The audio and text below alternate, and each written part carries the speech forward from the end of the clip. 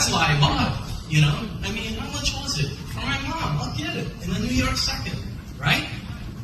But I started checking out the money part because I had a friend who never made money. Some of you know him. Tony, you know him. Bobby, we've been knowing him forever, right? You've known Bobby. He's never made over 50,000. Never. He's always been broke. Always. Never. Always. You know, paycheck to paycheck. You know, always worrying about money. Because everything falls to money.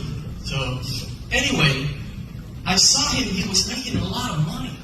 He made $300,000 in his first 8 months here. And that's what freaked me out. Okay? Not the money.